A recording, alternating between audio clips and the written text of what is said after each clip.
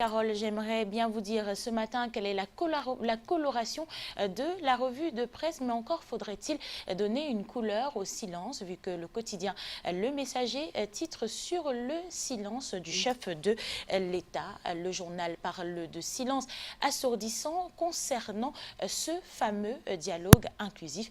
Pour le quotidien Le Messager, de retour de son séjour tumultueux, le président de la République n'a toujours pas donné des signes d'un début de concertation comme l'attend le peuple camerounais. Le quotidien Le Messager nous fait savoir ce matin qu'ayant rencontré les représentants des groupes rebelles de la zone anglophone, le président de la République n'a pas donné des signes d'une quelconque concertation à venir comme l'attend le Cameroun afin de mettre un terme à cette crise qui a duré déjà 3 ans. Rien ne bouge depuis le retour de Paul Biya, a dit le quotidien. Si l'on constate une sorte d'accalmie apparente dans les régions du nord-ouest et du sud-ouest, c'est certainement dû à une sorte d'élégance pour que le processus enclenché sous l'égide du gouvernement helvétique aille jusqu'au bout, dit le Messager. Plus d'une semaine depuis son retour au bercail, Biya et ses affidés sont silencieux comme des carpes, précise le quotidien. Le gouvernement de Yaoundé avait déjà donné sa position sur les dossiers et les sujets à l'ordre du jour. Il s'agit de débattre ou de faire des concessions et compromis sur tout, sauf la sécession, ce qui en clair veut dire que l'hypothèse souhaitée de la création d'un État est bottée en touche. Les fédéralistes et les modérés s'appuient sur la mise en œuvre effective de la décentralisation pour un développement optimal de chaque contrée, nous dit le quotidien Le Messager ce matin. Le Messager justement qui s'intéresse à cette actualité survenue le 31 mai dernier. On reparle de cet incendie à la Sonara et le journal titre polémique autour de la police d'assurance déposé le 10 juillet dernier sur la table du Premier ministre Dion Ngouté. Le rapport d'enquête qui devait faire la lumière sur les causes et les circonstances de l'incendie survenu dans la nuit du 31 mai à la Société nationale de raffinage laisse traîner des fuites à tout le moins incendiaires pour le quotidien Le Messager, puisqu'en dehors de déterminer les causes de l'incendie à la Sonara, la commission a été également chargée de proposer les mesures permettant de prévenir les risques de survenance d'une telle catastrophe à l'avenir, établir les responsabilités inhérentes à cet incendie, évaluer la gestion et faire toute proposition pertinente y afférente rendue. Jusqu'à ce jour, aucune communication officielle n'a été faite visant à informer les Camerounais sur les résultats. Nul ne connaît ce qui a causé l'incendie, encore moins les responsables. Un silence qui suscite néanmoins des curiosités au sein de l'opinion publique, d'après Le Messager, car après la survenance de l'incendie à la Sonara et avant l'ouverture de l'enquête, de nombreux responsables de cette société ont été interpellés puis gardés avant d'être libérés en début de semaine dernière. On se demande bien pourquoi. Et dans son édition d'hier, le quotidien Mutation, que cite Le Messager ce matin, fait mention du fait que selon leurs sources, le rapport d'enquête transmis au Premier ministre il y a quelques jours révèle des échanges houleux entre deux responsables de cette entreprise quant au non-renouvellement à temps de la police d'assurance. Un article à lire justement en page 4 du quotidien Le Messager de ce jour. Ce dernier nous propose également les précisions du fils aîné du défunt DP du Messager, à lire en page 10 les précisions autour de ces obsèques qui auront lieu le 10 août prochain. On parle là bien de cette légende du journalisme camerounais, Monsieur Sipa. Au bas de la une du quotidien Le Messager, on parle économie et ce matin, le journal le fustige les compagnies vietnamiennes sur le sol camerounais. D'après Le Messager, ces dernières pillent le pays. Spécialiste de la coupe sauvage des forêts anciennes, réservoir essentiel de la biodiversité, ces pseudo-investisseurs de connivence avec certaines autorités vident le pays de ses plus précieuses essences. D'après Le Messager, Puis, dit le quotidien, les Vietnamiens ont annoncé des investissements importants au Cameroun depuis 2012 et rendu à cette date, rien n'a été fait. Le gouvernement camerounais devrait donc impérativement prendre toutes les dispositions pour s'assurer que les accords profitent aux Camerounais et surtout éviter des accords où la réciprocité n'est pas possible, dit le quotidien Le Messager, qui propose donc une enquête à lire en page 5 ce mardi.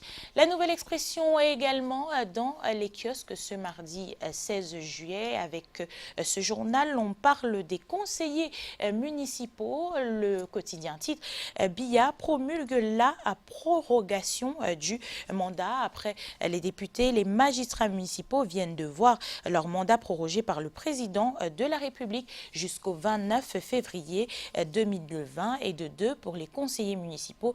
Le décret présidentiel portant prorogation du mandat de ces élus locaux a été rendu public hier. Tout comme les députés, ils bénéficient de 2 mois de prorogation. Leur mandat s'achèvera dès lors le 29 février 2018. Ces décisions du chef de l'État étaient attendues puisque la session ordinaire du mois de juin a permis l'examen et l'adoption du projet de loi portant prorogation du mandat de la représentation nationale. Le dit examen avait permis au gouvernement de présenter à nouveau aux députés le système dans lequel l'exécutif s'inscrit dans le cadre des élections législatives et municipales, un cadrage en vigueur depuis 2007, nous confirme la Nouvelle Expression ce matin. La Nouvelle Expression de ce matin qui nous propose ce sujet en santé, mais cette fois-ci Ebolova, et on parle de l'hôpital gynéco-obstétrique et pédiatrique d'Ebolova. Les populations attendent toujours leur hôpital. Où est passé l'hôpital obstétrique, titre la Nouvelle Expression de ce matin, initié il y a plus de 5 ans par le chef de l'État. Les travaux de ce projet qui rentrent dans le cadre du plan d'urgence triennal pour l'accélération de la croissance économique peinent à s'achever. Les populations s'impatientent déjà. À l'origine de ce retard qui met à mal le bien-être des populations, le non-respect des pouvoirs publics à honorer ces engagements, ce qui aurait eu de nombreuses conséquences sur la bonne exécution du projet. Le journal La Nouvelle Expression parle à sa une ce matin du nationalisme réprimé. Le journal nous présente André Blaise et Sama de nouveau en cellule pour une durée de 6 mois. Le nationaliste séjourne en ce moment dans les cellules de la prison de Newbel à Douala, pendant qu'au niveau de la poste de Bonanjo, le monument du général Leclerc pour lequel il est incarcéré a été remis sur place, tout comme devant le Castel Hall à Bali, la sculpture de Ruben Omniobé qu'il avait construite a été détrônée, nous dit le quotidien Le Messager. André Blaise et Sama, combattant pour la reconnaissance des héros nationaux camerounais, a été condamné vendredi 28 juin 2019 par le tribunal de première instance de Bonanjo à Douala. Il est reconnu coupable de destruction du monument du maréchal Leclerc dans la cité économique. Il écope d'une peine d'emprisonnement de 6 mois ferme et du paiement des amendes d'un montant de 4 171 000 francs CFA. En outre, il devra exécuter une contrainte par corps de 12 mois de prison au cas où ce montant exigé n'est pas payé. Selon le leader de la société civile, il s'agit d'une lourde peine qui pourrait se justifier par le fait qu'André Blaise et Sama est connu pour ses positions opposées au régime en place, nous dit le quotidien Le Messager ce matin. L'hebdomadaire du monde juridico-judiciaire est également à retrouver en kiosque. Il s'agit bien de Kalara qui nous parle de fantasme à sa une ce matin avec ce titre. Un ancien journaliste se fait arnaquer avec le nom de Ngongo et se fait rouler, nous dit le journal Kalara qui dans sa rubrique Crimes et délits nous raconte qu'un vieil homme est poursuivi par un journaliste qui l'accuse de s'être fait passer pour un proche du secrétaire général de la présidence de la République pour le dépouiller de 9 millions de francs CFA en lui promettant une nomination à la tête de la Société de stabilisation des prix des hydrocarbures. Le plaignant s'appelle Hugues François Onana, ancien journaliste de la Cameroun Radio-Télévision, aujourd'hui en retraite. Le 8 juillet 2019, il était devant le juge du tribunal de première instance de Yaoundé, centre administratif, pour obtenir justice à la suite de ce qu'il considère comme une escroquerie perpétrée contre contre lui par un certain Fouda Salah Joseph, 77 ans. Le journaliste et promoteur d'un cabinet de consultation à Monatélé, sa localité d'origine, raconte qu'en 2018, il a reçu dans ses bureaux le mis en cause qui lui a proposé de briguer le fauteuil de directeur général de la Caisse de stabilisation des prix et des hydrocarbures en contrepartie de la somme de 9 millions de francs CFA. Et au bas de une du journal Kalara, l'hebdomadaire titre justement sur l'affaire MRC, tribunal militaire de Yaoundé, comment le juge d'instruction s'est débarrassé du dossier Camto, curiosité et contradiction, un décryptage d'un rapport d'enquête rédigé dans la précipitation. C'est ce que nous propose à lire le journal Kalara dans sa rubrique L'affaire de ce matin. Et d'un hebdomadaire mensuel dans cette revue de presse depuis la capitale économique Douala, on parle de la voix du paysan. La voix du paysan qui nous présente ce matin le champignon. On parle dans un grand dossier de sa production, de la récolte et de la conservation, des expériences des producteurs, mais aussi des débouchés et des adresses utiles.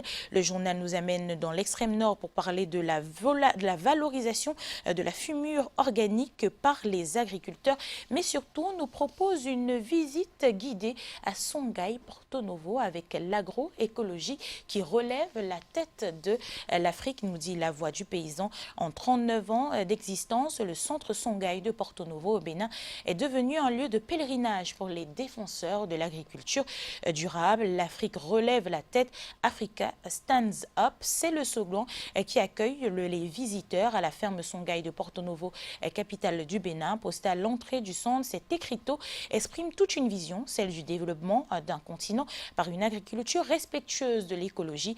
L'exemple valant mieux que la leçon, la ferme Songhai promeut l'agroécologie dans sa globalité.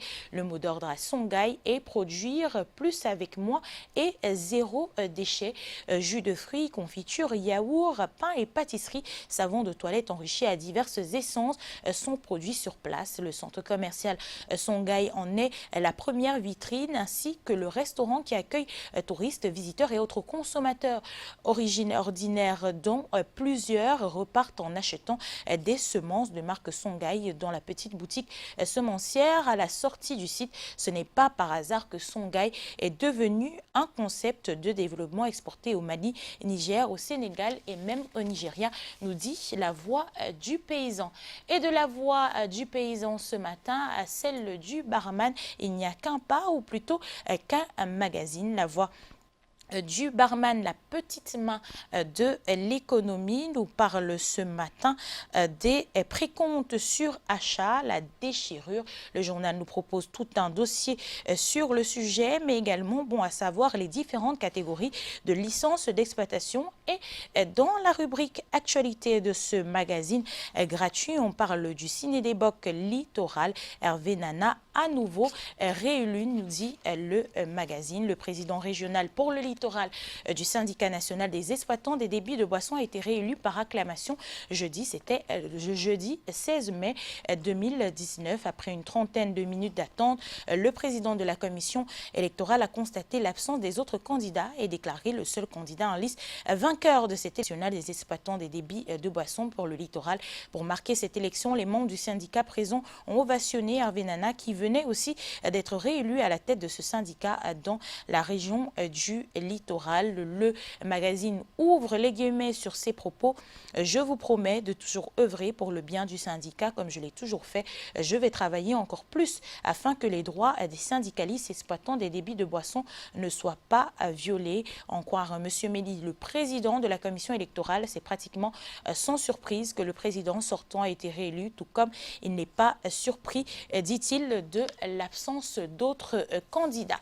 Et on quitte justement ce magazine pour nous rendre sur la toile et parler de l'actualité à l'étranger. Et c'est avec le site d'information RFI.fr qui nous parle ce matin de médiation française sur l'Iran.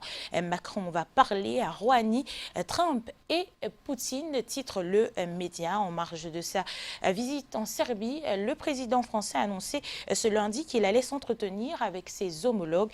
La dynamique que nous avons créée ces dernières semaines, je pense, a évité le pire et des surréactions du côté iranien, a déclaré Emmanuel Macron lors de la conférence de presse à Belgrade. Avec RFI, justement, en un clic, on se rend également au Burkina Faso pour aborder ce décès de 11 personnes à l'unité antidrogue de la police de Ouagadougou. Elles ont été retrouvées ce lundi alors qu'elles étaient placées en garde à vue dans le cadre d'une enquête de la police nationale. Le procureur a annoncé qu'une enquête a été ouverte pour déterminer les circonstances de ces morts.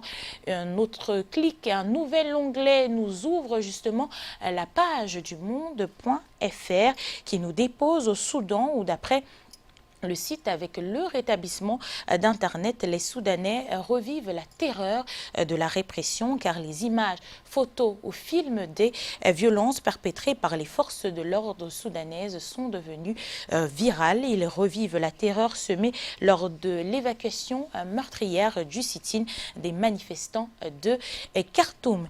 Et nous terminons ce passage sur la toile avec du sport et un site d'information locale que nous vous amenons à découvrir, kick442.com. Celui-ci s'intéresse ce matin à la Coupe d'Afrique des Nations et ce nouveau coach poussé vers la sortie. Paul Pout, le sélectionneur guinéen, vient d'être limogé. Une décision rendue publique hier lundi. Il lui est reproché la défaite en 8e de finale du pays face à l'Algérie. Il est accusé d'avoir incité les joueurs à faire des excès lors de cette rencontre. Le coach de 62 ans était en poste depuis 16 mois seulement, en remplacement d'un coach gambien qui succédait au Burkinabé et au Kényan. Et c'est avec cette information que nous mettons un terme à la revue de presse Made in Douala. Soflane, Thierry Carole. Merci beaucoup, Aimé Catherine Moukouri. On a véritablement des gros problèmes avec notre signal de Yaoundé depuis hier. Ouais. Difficile, alors très difficile d'avoir Ghislain Pierre et Sono, mais on verra si d'ici la fin du programme, on pourra évidemment le retrouver. Merci beaucoup, Aimé Catherine Moukouri. Vous ne partez pas comme ça ce matin, hein, vous allez choisir la chanson du cœur. Et on est resté au Cameroun pour cette édition de la chanson du cœur. Ça me fera souffrir de Otto Marcelin et Negro et Beau, signé Donny Elwood. Quel est le titre qui vous a titillé un tout petit peu?